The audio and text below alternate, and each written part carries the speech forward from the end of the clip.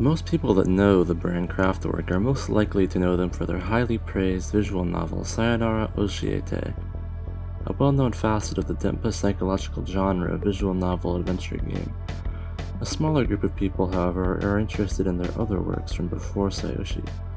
I think these older works are also interesting and are worth looking into and seeing what they are about. Before getting too deep into the games, however, let's start with getting familiar with the Kraftwerk team, which is a relatively small group of people.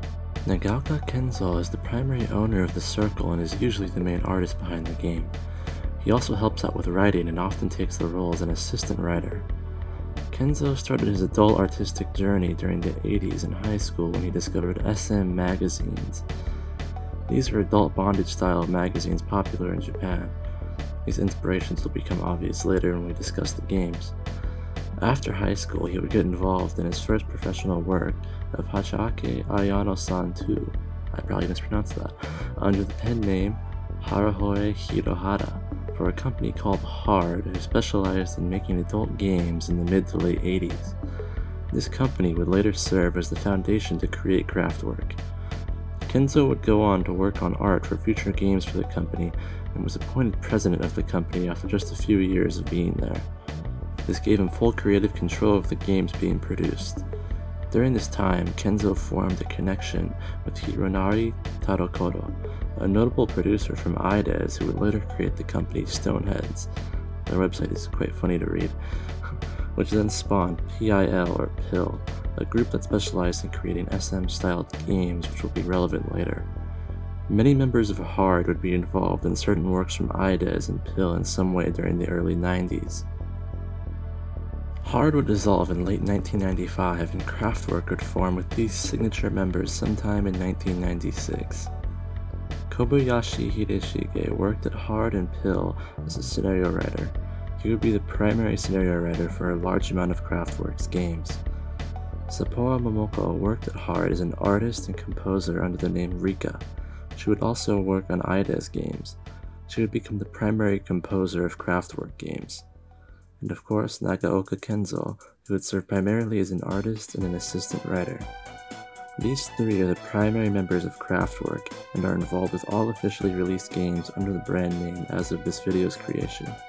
Later on, there will be other people who helped create certain games such as Ishino Michiho for Sayonara Oshiete and the previously mentioned Hironari Tadokoro, who has unfortunately passed away since December 2018. May he rest in peace. Kraftwerk also has its members who are primarily creators of other games who were not put under the Kraftwerk brand, likely due to financial issues, such as games like Pieta. I won't be discussing these particular games in depth in this video, but they were largely created by similar people. Kraftwerk has officially released 4 games under their brand as of writing this video.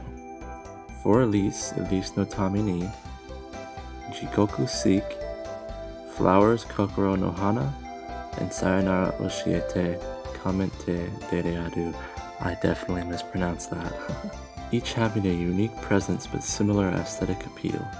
One of the first noticeable things about Kraftwerk's physical games is their strong attention to detail with a lot of the boxes and manuals.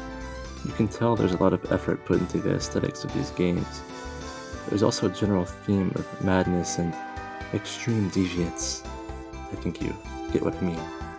I will go over each game and talk about the general story, as well as the gameplay and music and how it comes together.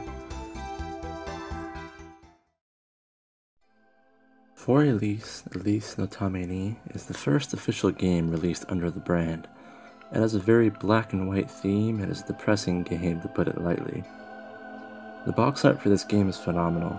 It opens up and folds back together and includes faint imagery of the box art ahead while listing various staff members and troubleshooting support. We can see that the music was supposedly made by Kuru Kuru and produced by Sapporo Momoko, and art was assisted by Flying Shine, a common contributor to later Kraftwerk games. You take the role of an office worker who isn't too fond of his job and is often mocked by his peers. He has a deep infatuation with his female co-worker but is a bit of a pushover. He is often ridiculed for spending too much time on his breaks doing strange things. On his walks to work, he interacts with various women who he forms relationships with throughout the game. He indulges in fantasies in his dreams where he does various activities with these women as a punishment for taking time away from the girl he truly cares about at work. However, he still engages with these women and soon his co-workers find out. I personally really enjoyed this game, but it certainly is a fairly intense downer. It makes you think about what Kobayashi Hideshige was going through at the time the scenario was written. The gameplay lends itself to fairly outdated adventure game loops, such as having to choose to see items and talk to people and cycle through choices over and over again until you exhaust all of the dialogue options. The music is quite phenomenal, however, with various interpretations of the classical song Für Elise by Beethoven.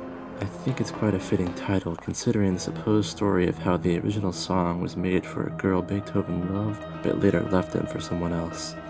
This game was a strong first entry in terms of the aesthetics Kraftwerk would adopt with lots of photonegative imagery and freeform text on discs and art.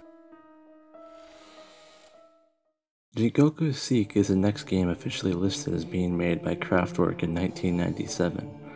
However, it's also branded together with Pill and Stoneheads as a collaborative work. It takes a lot of its gameplay from various other Pill games with similar titles, including the word Seek. It's kind of like a weird series from Pill, I don't know, it's kind of strange. You are in hell and are forced to punish certain women. Overall, this game is really nothing particularly special. However, the art is quite great and the music is intriguing. I would say this game overall feels more like a Pill game with a Kraftwerk design.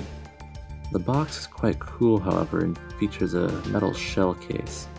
The manual is large and features artwork as well as some statements from the publishers and developers, one of them being from Nagaoka Kenzo, talking about how it helped him get out of a negative state of mind, among other things, but overall the main highlights here are the art and the music.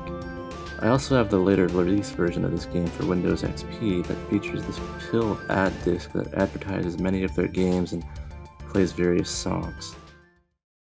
Flowers Kokoro no Hana, released in 1998, is certainly the largest departure from Kraftwerk's usual way of doing things.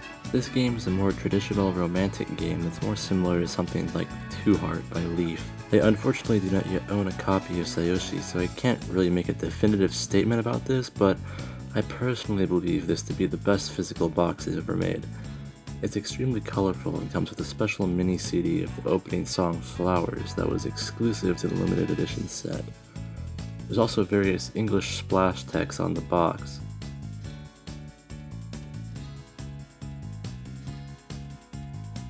The story itself is really not notable in any particular way. It's a dating sim and you're a boy who's transferring to an all-girls school. You make choices during the same times of the day that influence which girl you interact with. This can be slightly repetitive, but generally I wasn't too annoyed with it.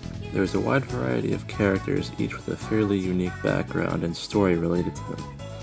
I'm a huge fan of the lead single from this game and think it's an awesome song. It is sung by Iwaki Yumi. In the game menus, there is a music player that gives individual notes for each song from Momoko and Iwaki Yumi for the lead single. It provides some creative insight into the creation of the music. There was also merch sold on Kraftwerk's website in 1999 that resembles some of the merchandise they do today. Overall, the main takeaway I get from this game is its extreme character and effort that went into the finer details of the game. Sayonara Oshiete, released in 2001, is what most people who are aware of Kraftwerk are familiar with, so I'll likely spend less time on it. This game, I think, however, is definitely the culmination of Kraftwerk's style and really puts all their aesthetic art qualities together into one piece. There are elements of Flowers and For Elise's art style present here with the box art and the game's art. Sayoshi is well known for its extreme orange hue that cascades the entire game, which may or may not have drawn influence from the color scheme from Jigoku Seek. I think this was a very smart creative choice as it really makes the strange aspect of the game stand out more. In the story, you take the role of a student teacher who is receiving training.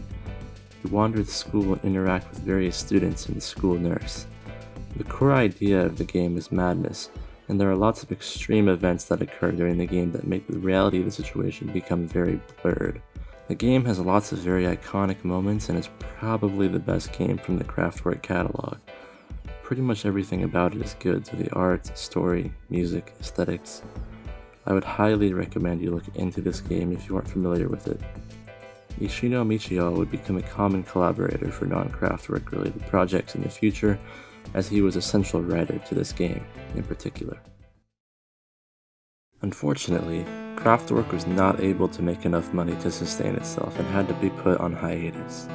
The members would go on to form their own projects or work with different studios or just retire entirely. Most of the members would return to create the 2004 game Kiera Shiawaze no Aoi Tori and the 2006 game Omanatu Omaenchi Moeteruzo, both under the Flying Shine Black Studio. Flying Shine being a collaborator all the way back to 4 Elise. If I had to make an assumption, I would assume this was due to financial issues. Flying Shine likely had more money to produce more games. These games in particular I have not yet properly experienced, so I cannot speak about them to any real significance. It'll be something I'll have to look at later. In 2022, however, there is hope. A new Kraftwerk game called Geminism is supposed to be coming out this year. It features many of the common Kraftwerk members, and will be properly released under the Kraftwerk brand. I am very excited to play this game, and hope it will be a good return for the brand. Thanks for watching, and subscribe if you enjoyed. See you next video. Peace.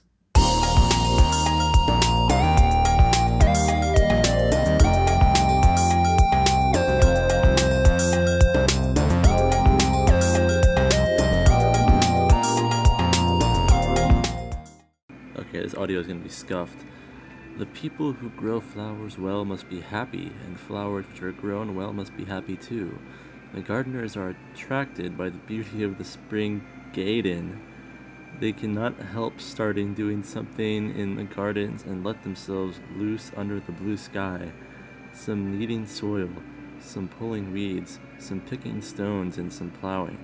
They really enjoy warm spring days, and they are aware of individuality of the flowers, about the small one, delicate one needs a lot of sunshine, one wants a bucket of water every day, one blooms own, oh my, come on, I'm not gonna, in the morning, and one last short.